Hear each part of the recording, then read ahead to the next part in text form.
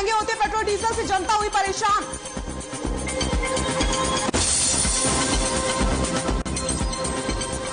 और फतेहाबाद में स्वास्थ्य विभाग का अनोखा कदम, food safety on wheels mobile van का किए शुरुआत। आम लोग भी करा सकते हैं खाने की जांच।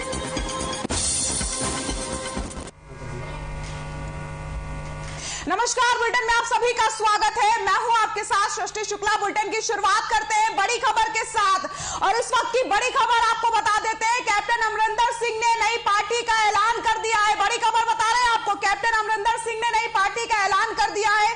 पार्टी का नाम तय होगा तो बताया जाएगा। कैप्टन अमरिंदर सिंह ने कहा है कि पार्टी का नाम जैसे ही तय होता है तो बता दिया जाएगा। चुनाव आयोग के साथ हमारी बैठक हो गई है। कल गृह मंत्री अमित शाह से भी मुलाकात की जाएगी। संपर्क में बहुत सारे कांग्रेस के नेता हैं।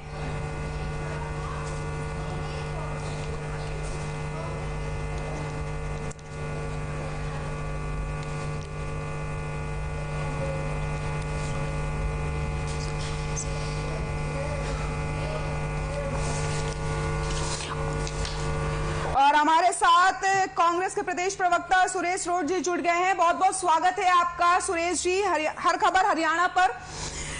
कैप्टन अमरिंदर सिंह ने नई पार्टी का ऐलान कर दिया है, किस तरीके से देखते हैं इसे? देखिए, किसी भी बड़े नेता का ये अपना अधिकार है लोकतंत्र में। कोई पार्टी बना भी सकता है, किसी दूसरी पार्टी में शामिल भी हो सकते हैं, किसी पार्टी को छोड़ भी सकते हैं जी। लेकिन कैप्टन अमरिंदर सिंह जी को जो मान सम्मान कांग्रेस पार्टी में मिला तो उसको बताने की आवश्यकता नहीं है, सभी जानते हैं। उनका जो सम्मान कांग्रेस के अंदर था, पूरे देश के चीफ मिनिस्टर जितने एक समय था 16 प्रदेशों में हमारी सरकार थी, तो कैप्टन अमरिंदर सिंह को एक विशेष आदर और सम्मान की दृष्टि से कांग्रेस के कार्यकर्ता से लेकर नेता तक देखते थे जी। आज अगर ये स्टेप उन्होंने उठाया है तो कहीं न कहीं कैप्टन साहब को जी। इस बात का जो उनके रुतबा था, जो एक उनका चेहरा था, एक राजनीतिक चेहरा था देश में, एक राजनीति के तौर पे देखते थे लोग, तो उसमें कहीं ना कहीं नुकसान करने का कार्य है। कांग्रेस पार्टी को इससे नुकसान नहीं होगा, ठीक है। क्योंकि हम ये बात भी बताना चाहते हैं आपके चैनल के माध्यम से, कांग्रेस पार्टी ज्वाइन करने से पहले भी कैप्टन अमरिंदर सिंह अकाली दल में हुआ करते थे जी। वहाँ उनको कितना मान सम्मान मिला, कितना पद मिला और कितना बड़ी जिम्मेदारियां पार्टी ने उनको दी, ये आप तो देखो भी जानते हैं। और जब वो कांग्रेस में आए, कांग्रेस पार्टी ने उनको चीफ मिनिस्टर तक रखा और आला कमान की कमेटियों के वो सदस्य रहे। तो इससे क्या हो सकता है? अब ये एक राजनीतिक बहस का विषय है ये कि कोई रिटायरमेंट की एज राजनीति में भी होनी चाहिए। बिल्कुल सुरेश, बिल्कुल सुरेश जी, आप हमारे साथ बने रहिए। हमारे साथ बीजेपी प्रवक्ता रमन मलिक भी जुड़ गए हैं। बहुत बहुत स्वागत है रमन जी हर खबर हरियाणा में आपका। आपको एक नई शुरुआत के लिए बहुत बहुत शुभकामनाएं। भगवान आपकी चैनल को अच्छे से चलाएं और आप निष्पक्ष होकर खबर देते रहें। शुक्रिया रमन जी। कैप्टन अमरिंदर सिंह ने नई पार्टी बनाने का ऐलान कर दिया है। पंजाब की राजनीति में कितना असर देखने को मिलेगा? देखिए, कुछ लोग ये भ्रम में रहते हैं कि उनके जो मालिक हैं वो दुनिया के सबसे बड़े ज्ञानी विज्ञानी हैं जी। वो लोग ऐसे हैं जिनको सिर्फ दो चीज समझ में आती है, या पिड्डी और या ठोको ताली जी। ये जो लोग हैं ये भूल जाते हैं कि पिछले चुनाव के अंदर जिस व्यक्ति को आज ये सुना रहे हैं उसने सिंगल हैंडेडली वो चुनाव जिताया था और ये स्पष्ट रूप से बोला था कि उनको कोई अबोध बालक जो मस्तिष्क से परिपूर्ण ना हो वैसा व्यक्ति वहां पे नहीं चाहिए। और उसके बाद भी अपने कंधों पे सब कुछ रख के चुनाव जीत के दिखाया था जी। मैं हालांकि मेरा कोई विषय नहीं बनता, क्योंकि चाहे वो अकाली में रहे और चाहे वो कांग्रेस के साथ रहे जी। लेकिन राजनीतिक विज्ञान की अगर आप बात करें तो राजनीतिक पृष्ठभूमि में जिन लोगों ने मेहनत करी है उनका अपना एक जगह भी है। तो मैं आज इतनी सी चीज बोलना चाहता हूँ और मैं रोड साहब को चैलेंज देता हूँ कि 10 जनपद पे तुगलक रोड पे ये चैलेंज ले जाएं कि जी राहुल गांधी बनाम अमरिंदर सिंह अगला चुनाव करके देख ले और कांग्रेस को ये पता लग जाएगा कि उनका नेतृत्व किस क्षमता का है, किस लेवल का है और कहां तक जाके पटखनी खाएगा। ठीक है रमन जी। सुरेश जी आपको आवाज आ रही है? हाँ मेरे को आवाज आ रही है आपकी जी, लेकिन थोड़ी कम आ रही है। सुरेश जी क्या जवाब देंगे आप? कैप्टन अमरिंदर सिंह ने जिस तरीके से नई पार्टी का ऐलान किया है तो रमन जी का कहना है कि आगे आने वाले चुनाव में इसमें मुश्किलें पैदा हो जाएंगी। नहीं, कैप्टन अमरिंदर सिंह जी अगर मुश्किलें पैदा जी वो अकाली दल के लिए होगी, वो आप पार्टी के लिए होगी। कांग्रेस पार्टी का कर्मठ कार्यकर्ता कांग्रेस पार्टी का नुकसान नहीं होने देगा। ठीक है, क्योंकि कांग्रेस का कार्यकर्ता कांग्रेस पार्टी के सभी विधायक 80% ही नहीं बल्कि 99% कैप्टन साहब की कार्यशैली से छिक चुके थे, रन चुके थे। साला कमान ने पहले विधायकों की मीटिंग बुलाई लोकतांत्रिक तरीके से, जब 99% विधायकों ने कैप्टन साहब के विरोध में स्वर उठाया तब नए मुख्यमंत्री श्री चन्नी साहब का चयन हुआ और वो भी लोकतांत्रिक तरीके से हुआ। पहले जाखड़ साहब का नाम आया, फिर वो एक सिलसिला चला। तो हम ये कह सकते हैं कि कांग्रेस पार्टी ने एक तरह से निजात पाई है। ठीक है, रमन जी भी हमारे साथ बने हुए हैं, हम आपसे भी सवाल लेंगे। लेकिन सुरेश जी मैं आपके पास पहले आऊंगी। जिस तरीके से नई पार्टी का ऐलान किया गया तो क्या ये हम कह सकते हैं कि जो कांग्रेस की अंदरूनी कलह है वो खुल के सामने आ रही है? क्योंकि उन्होंने अपनी प्रेस कॉन्फ्रेंस में ये भी कह दिया है कि कांग्रेस के कई नेता उनके संपर्क में है। सुरेश जी, कांग्रेस बड़ी पार्टी है, कुछ नेता अगर संपर्क में हो भी सकते हैं क्योंकि वो चीफ मिनिस्टर है, कांग्रेस के बड़े नेता थे। ठीक है, तो इससे कोई कांग्रेस पार्टी को नुकसान नहीं होगा जी।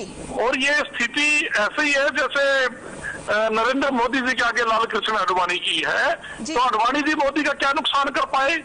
इसी तरीके से चन्नी साहब का ये कंपैरिजन मलिक साहब गलत कर रहे थे। आला कमान का और पंजाब के मुख्यमंत्री का कंपैरिजन नहीं हो सकता। आप तो ऐसा कर रहे हैं कि सपना चौधरी को अमिताभ बच्चन से तोल रहे हैं, ये क्या मतलब हुआ? ठीक है, एक का स्टेटस क्या है आला कमान में राहुल? बिल्कुल, मैं आपकी बात को ही पहुंचाती हूँ रमन जी तक। रमन जी क्या जवाब देंगे आप? आपका राजनीतिक ज्ञान और मेरा राजनीतिक ज्ञान, आप एक काम करिए, ना पंजाब में कैप्टन साहब और ना ही यूपी वायनाड में राहुल, कहीं सेंट्रल कॉन्स्टिट्यूएंसी एक रख लीजिए जो पसंद हो और वहां दोनों को लोकसभा का चुनाव लड़वा दीजिए, सामने पता लग जाएगा कौन कहाँ है। मलिक साहब सुन लो, मेरी जवाब सुन लो। दूसरी चीज बिल्कुल सही कह रहे हो। हम आपके पास आएंगे। रमन जी आप अपनी बात पूरी कर लीजिए। जी सुरेश जी, रमन जी बात पूरी करिए। रमन जी बात पूरी करिए। आप ये बोल रहे हैं उन्होंने कोई जिम्मेवारी तो निभाई है इतना साल के करियर में जी। राहुल गांधी ने क्या जिम्मेवारी निभाई है आप ये बताओ, एक जिम्मेवारी बता दो जो उन्होंने निभाई हो कॉन्स्टिट्यूशनल। तो बात यहाँ आती है, जहां तक आडवाणी जी और मोदी जी की आप बात कर रहे हो, तो आपको वहां पहुंचने के लिए आपके यहाँ एक नेता नहीं है जो उस लेवल का पहुंच पाए। पीवी नरसिम्हा राव जी जो ज्ञानी पंडित थे उनका क्या हाल करा आप लोगों ने वो देखिए, ऐसे ही अलग अलग जो लोग थे, प्रणब दा थे, उनका क्या हाल करा वो देखिए, पीछे भी जा सकते हैं। लेकिन बात यहाँ पे इतनी सी करनी चाहिए, आप चन्नी साहब को जो ये नहीं आज तक जवाब दे सके कि whether he is a practising Sikh या प्रैक्टिशनिंग क्रिश्चियन, इसका जवाब नहीं दे सके। आप उसको, आप वो सोचते हो कि वो व्यक्ति एक साफ दिल का छवि रखेगा जो शुरुआत में ही छुपाना घूम रहा है। ठीक है रमन जी जवाब ले लेते हैं। सुरेश जी क्या कहना चाहेंगे? देखिए मैं यही कहना चाहता हूँ कि राहुल गांधी जी की चुनौती जो है ना वो नरेंद्र मोदी को है। नरेंद्र मोदी जी के बारे में हम कांग्रेस कार्यकर्ता के तौर पर ये बोलते हैं, ये आपके चैनल के माध्यम से दावा करते हैं कि जहां से नरेंद्र मोदी जी चुनाव लड़ना चाहे आ जाइए राहुल जी के मुकाबले में। आप हमारे ही कांग्रेस के पूर्व मुख्यमंत्री से राहुल जी को चुनाव लड़वा दो। और नरेंद्र मोदी यहाँ सिर्फ प्रधानमंत्री बनने के आए हैं क्या? जो 56 इंच की बात करते हैं वो हरियाणा। सुरेश जी हरियाणा में दिल्ली नहीं कर सकते। ठीक है सुरेश जी, अभी हम बात करते हैं, मुद्दे पर आते हैं। कैप्टन अमरिंदर सिंह की पार्टी बनाने के बाद क्या कांग्रेस पर कोई असर पड़ेगा या नहीं? कम शब्दों में जवाब आपसे। करा दो रोड साहब, देखो आपकी पूरी दुनिया में वाहवाही हो जाएगी। सुरेश जी आपको आवाज आ रही है? हमारे साथ सुरेश जी कांग्रेस प्रवक्ता और बीजेपी प्रवक्ता रमन मलिक जी जुड़े हुए थे। बहुत बहुत शुक्रिया हर खबर हरियाणा में अपनी बात रखने के लिए आप दोनों का।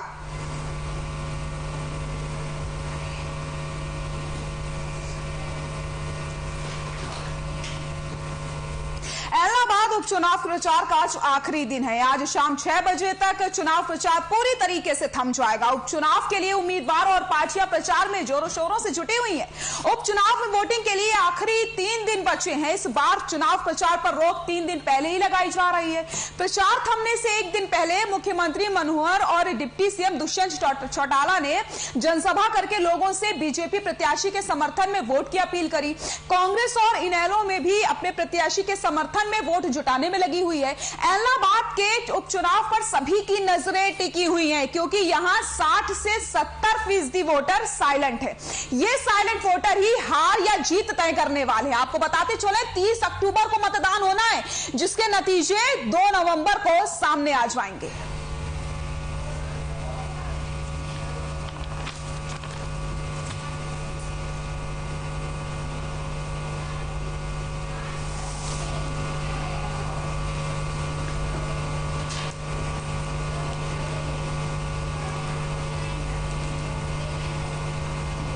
हरियाणा के उप मुख्यमंत्री दुष्यंत चौटाला ने बीजेपी प्रत्याशी के समर्थन में जनसभा को संबोधित किया। दुष्यंत चौटाला ने कहा कि आप लोग बीजेपी जेजेपी गठबंधन के उम्मीदवार गोविंद कांडा को वोट देकर विधानसभा में भेजने का काम करें। इलाहाबाद हल्के विकास की जिम्मेदारी मेरी होगी।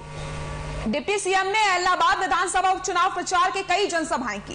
उप मुख्यमंत्री ने इलाहाबाद विधानसभा क्षेत्र में विकास न होने का मुख्य कारण पूर्व विधायक अभय चौटाला को बता दिया है। उन्होंने कहा है कि अभी तक इस क्षेत्र से चुने जाने वाले विधायक ने कभी भी सरकार से क्षेत्र के लोगों के अधिकारों की पैरवी नहीं करी है। दुष्यंत चौटाला ने कहा कि वे केवल राजनीति चमकाने में लगे हुए हैं और बयानबाजी करते रहते हैं और लोगों के लिए बिजली, पानी, गली व सड़कों के विकास की तरफ कोई ध्यान नहीं दिया गया। डिप्टी सीएम ने कहा कि अभय चौटाला उंगली कटवा करके शहीद होना चाहते हैं।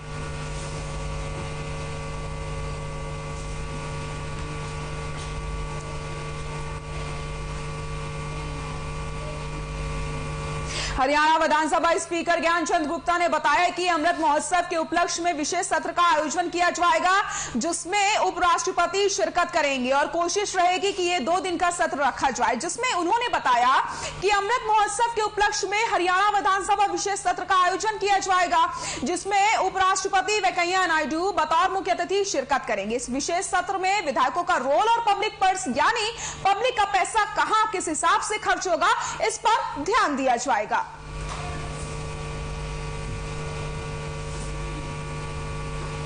कल हरियाणा विधानसभा स्पीकर ज्ञानचंद गुप्ता ने बताया कि अमृत महोत्सव के उपलक्ष्य में विशेष सत्र का आयोजन किया जाएगा, जिसमें उपराष्ट्रपति शिरकत करेंगे और कोशिश रहेगी कि यह सत्र 2 दिन का रखा जाए। जिसमें उन्होंने यह भी बताया कि अमृत महोत्सव के उपलक्ष्य में हरियाणा विधानसभा विशेष सत्र का आयोजन हो रहा है, जिसमें उपराष्ट्रपति वेंकैया नायडू बतौर मुख्य अतिथि शिरकत करने वाले हैं।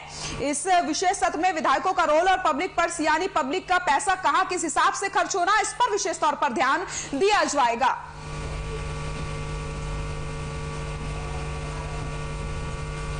पूरे देश में इस उपलक्ष्य में अमृत महोत्सव पूरे देश में मनाया जा रहा है और विभिन्न स्थानों पर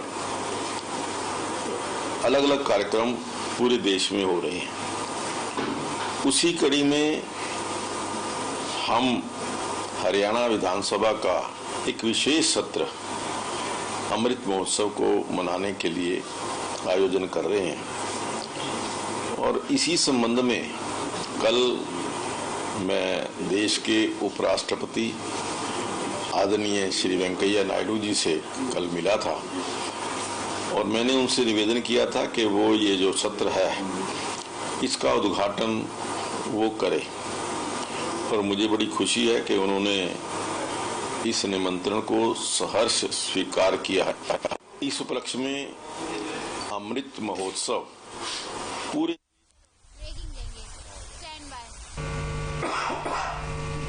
और पानीपत से बड़ी खबर आपको बता देते हैं। पानीपत के गांव शेरा में एक किसान की मौत हो गई है।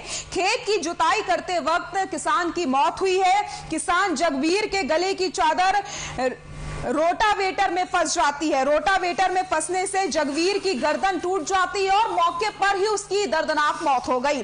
पानीपत से खबर आपको बता रहे हैं, जहां पर पानीपत के गांव शेरा में एक किसान की दर्दनाक मौत हो गई है। खेत की जुताई करते वक्त किसान की मौत हुई है।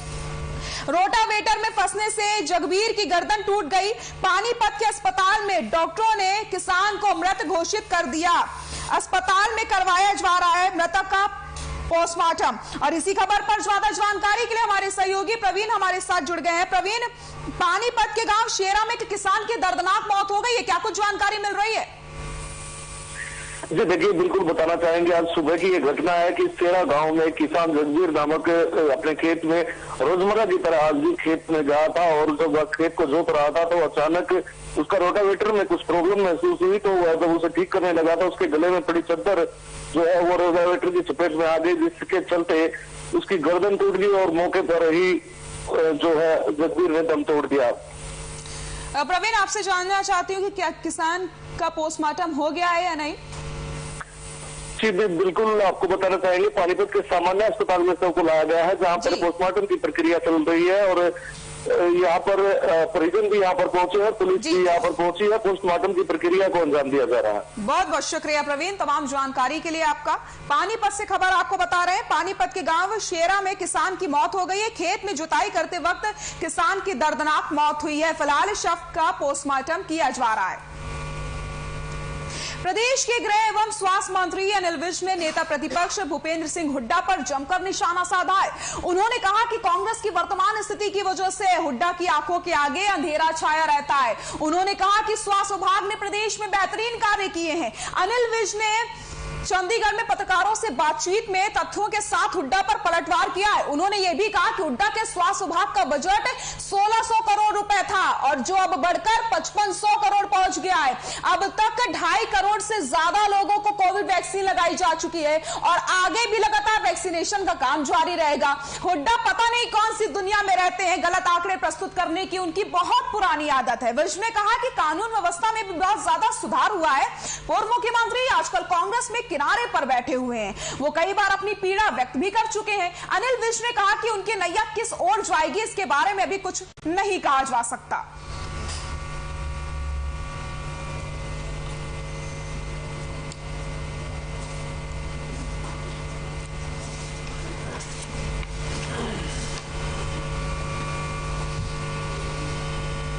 जिंद से आपको खबर बता देते हैं, जहां पर खेत में महिला का शव मिला है। जिंद से खबर आपको बता रहे हैं, जिंद रोड पर खेतों में माफ कीजिएगा अधेड़ का शव मिला है। शराब और सल्फास के पैकेट शव के पास मौजूद पाए गए हैं। जिंद से आपको खबर बता रहे हैं, जहां पर जांच के लिए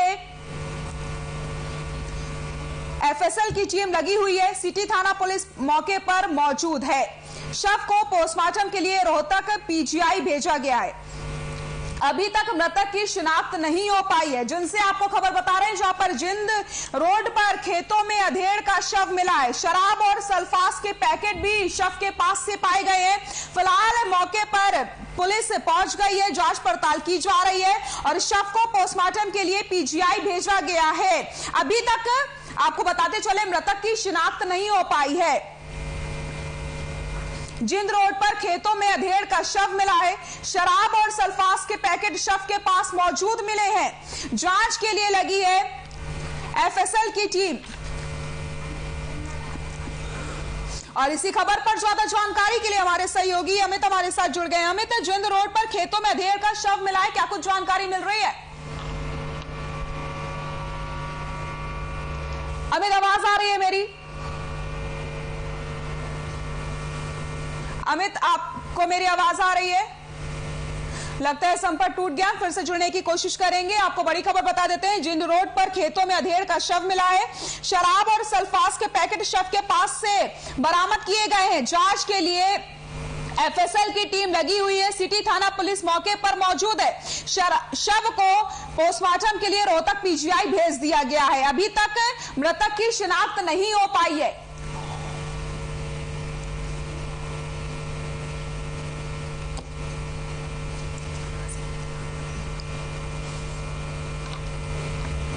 जिंद रोड पर खेतों में अधेड़ का शव मिला है। शराब और सल्फास के पैकेट शव के पास से बरामद किए गए हैं। वहीं आपको बताते चले, जांच के लिए एफएसएल की टीम लगी हुई है। सिटी थाना पुलिस मौके पर पहुंची है। शव को पोस्टमार्टम के लिए भिजवा दिया गया है। अभी तक मृतक की शिनाख्त नहीं हो पाई है।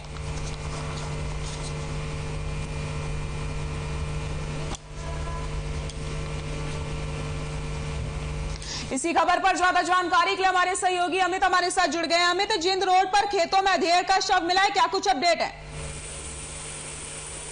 दृष्टि, आज सुबह पुलिस कंट्रोल रूम में एक सूचना प्राप्त हुई थी कि जिंद रोड पर खेतों में एक अधेड़ का शव पड़ा हुआ है, जिसकी सूचना पर सिटी थाना पुलिस मौके पर पहुंची और एफएसएल टीम को भी मौके पर बुलाया गया, जिसके बाद पुलिस को मौके से शराब की बोतल व सल्फात की पुड़िया भी मिली। अमित, आपसे जानना चाहूंगी, अभी तक शव की शिनाख्त हो सकी है या नहीं? जी, अभी उनकी कोई शिनाख्त नहीं हो पाई है। शव को पीजीआई पोस्टमार्टम के लिए भेज दिया है। जब परिजन सामने आएंगे तभी वास्तव घटना का पता लग पाएगा। शुक्रिया आपका तमाम जानकारी के लिए। जिंद रोड पर एक अधेड़ का शव मिला है। शराब और सल्फास के पैकेट मौके पर मौजूद मिले हैं शव के पास से। वहीं आपको बताते चले, अभी तक शव की शिनाख्त नहीं हो पाई है।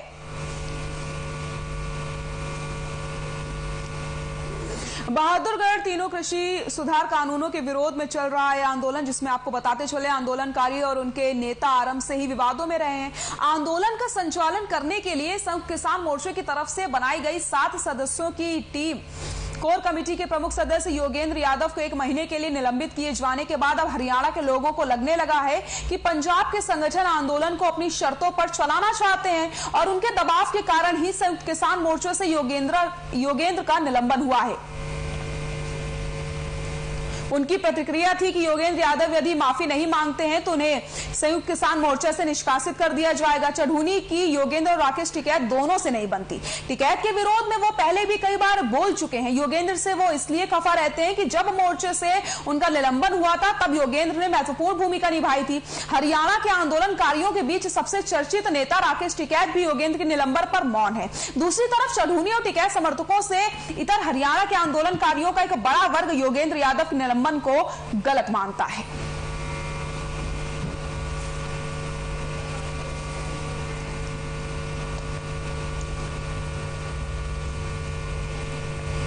और बड़ी खबर आपको पानीपत से बता देते हैं, जहां पर एक महिला ने जहरीला पदार्थ खा लिया है और उसकी मौत हो गई है। पानीपत से खबर आपको बता रहे हैं, जहरीला पदार्थ खाने से महिला की मौत हो गई है।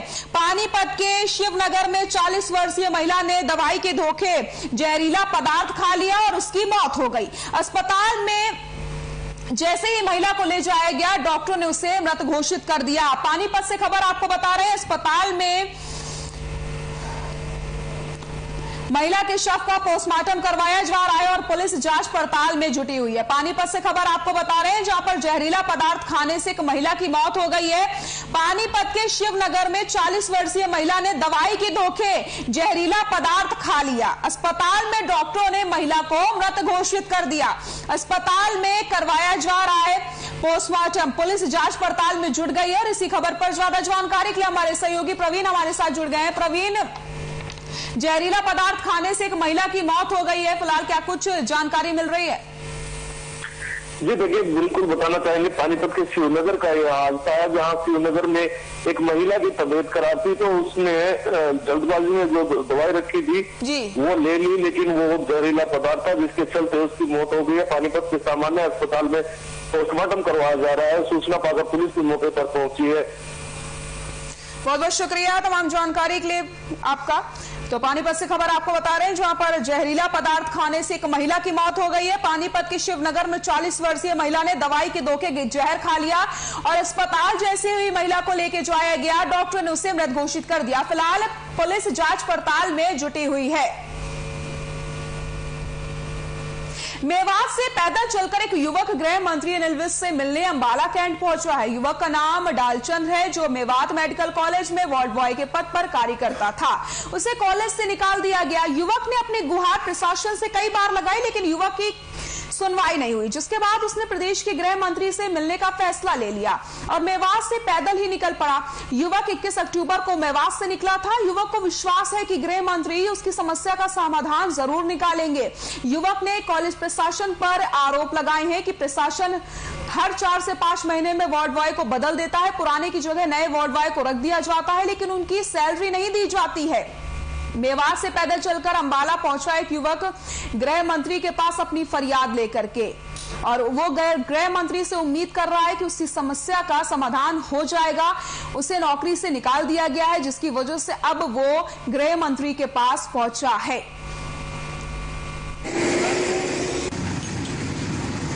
मेरी समस्या ये है कि जी मैं मेवात मेडिकल कॉलेज लल्लड़ में जो है कि जॉब करता था वार्ड बॉय के पद पर, आउटसोर्सिंग कंपनी BSS कंपनी में।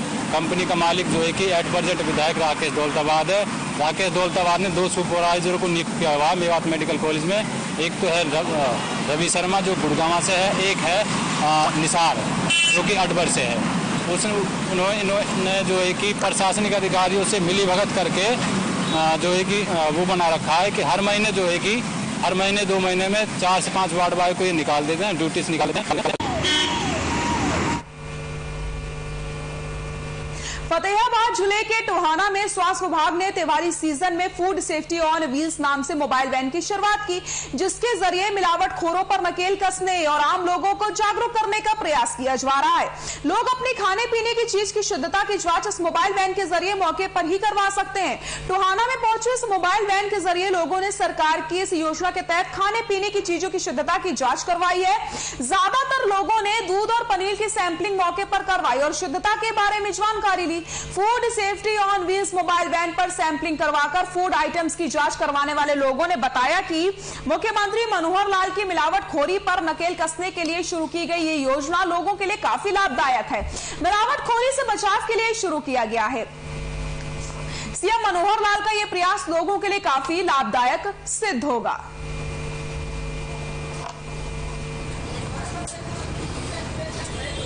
जो फूड सेफ्टी वैन शुरू हुई है, जो मुख्यमंत्री मनोहर लाल जी की बहुत बढ़िया पहल है। जो ये लोगों के स्वास्थ्य से खिलवाड़ हो रहा था, उसमें बहुत कमी आएगी, लोगों का स्वास्थ्य अच्छा रहेगा। आज मैंने 1-2 दूध के सैंपल जो दिलवाए हैं, उनमें पॉजिटिव रिजल्ट आया है। ये मोबाइल फूड टेस्टिंग लैब है, खाद्य सुरक्षा विभाग द्वारा संचालित है।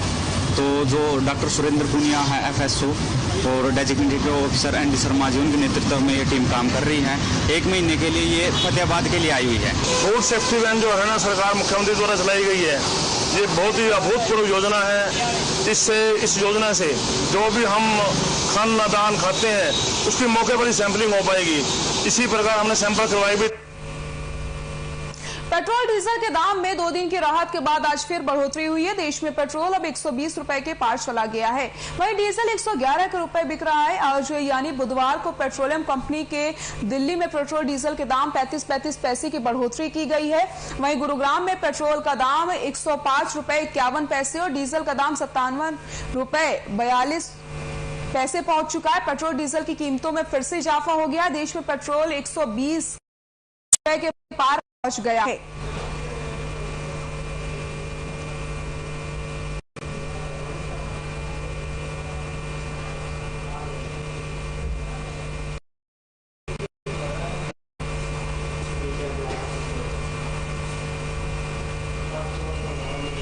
सोनीपत में डेंगू का प्रकोप लगातार जारी है। हॉस्पिटल 700 से 800 ओपीडी प्रतिदिन कर रहा है। अब तक जिले में 418 डेंगू के मरीज सामने आ चुके हैं। सोनीपत शहर की बात की जाए तो कुल 40 मरीज एडमिट हैं, जिसमें से 22 की छुट्टी हो चुकी है। वहीं 18 मरीज अभी भी डेंगू से। प्रशासन द्वारा 50 बेड का डेंगू वार्ड बनाया गया है, जिसमें मच्छरदानी से लेकर तमाम प्रकार की व्यवस्थाएं मौजूद हैं। साथ ही मुफ्त में टेस्ट प्रक्रिया से लेकर दवाइयां उपलब्ध करवाई जा रही हैं और प्रतिदिन मच्छरों के प्रकोप को कम करने के लिए छिड़काव भी किया जा रहा है। हॉस्पिटल में अभी तक प्लेटलेट्स की आवश्यकता मरीजों को नहीं पड़ी है, लेकिन अगर मरीजों को प्लेटलेट्स की आवश्यकता पड़ेगी तो उन्हें कानपुर रेफर कर दिया जाएगा, क्योंकि कानपुर में प्लेटलेट्स की पर्याप्त व्यवस्था की गई है। जो है जिला सोनीपत के अंदर 418 केस जो है डेंगू के आए हैं, जिसमें से 250 जो केसेज हैं वो तो सिविल हॉस्पिटल के अंदर डायग्नोज हुए हैं और 150 जो केसेज हैं वो खानपुर मेडिकल कॉलेज के लैब में डायग्नोज हुए हैं और 18 ऐसे केस हैं जो बाहर के डिस्ट्रिक्ट से यहाँ पे आए हैं। तो अब तक जो हमारे पास है 40 जो केस हैं वो डेंगू के अभी सिविल हॉस्पिटल के अंदर दाखिल हुए थे, जिसमें से 22 तो जो केस थे वो ठीक होकर चले गए हैं और अभी हमारे पास जो है 18 केसेज अभी हमारे हॉस्पिटल के अंदर दाखिल हैं। और हमने बुलेटिन में फिलहाल के लिए इतना ही। नमस्कार।